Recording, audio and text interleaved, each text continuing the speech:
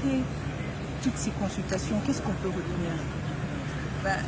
Juste pour un petit rappel, il faut rappeler que quand le président a pris la décision de signer l'ordonnance l'année dernière sur des mesures d'allègement de l'état de siège, ça a été fait à la suite d'une table ronde où les forces vives de l'Ituri du Nord Kivu, en association avec notamment les députés nationaux, les élus du peuple, ont discuté de cette question de l'état de siège et avaient proposé, avaient fait un certain nombre de recommandations.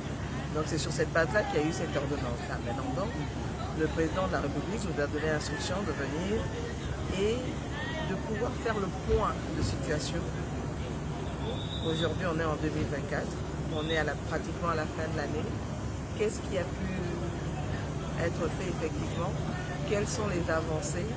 Quelles sont les forces? Quelles sont les faiblesses? Raison pour laquelle il était important que nous puissions, avec la délégation qui m'accompagne et qui est constituée de représentants de députés nationaux, sénateurs, en majorité faisant partie de la commission défense et sécurité et quelques membres du gouvernement, de pouvoir rencontrer les forces vives, les différentes parties prenantes, que ce soit en termes d'autorité provinciale, que ce soit les élus provinciaux, la société civile, donc vraiment toutes les forces vives pour faire le point de situation avec eux. Parce qu'il est important de les entendre. Aujourd'hui, ce que nous voulons, le chef de l'État souhaite, c'est ramener la paix et la sécurité.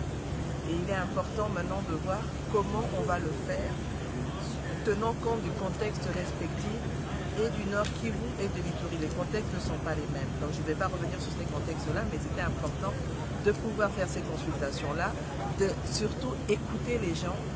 Maintenant que nous avons fait ça, nous rentrons sur Kinshasa, nous allons faire le débriefing entre nous, les membres de la mission, et nous allons pouvoir faire des recommandations au chef de l'État.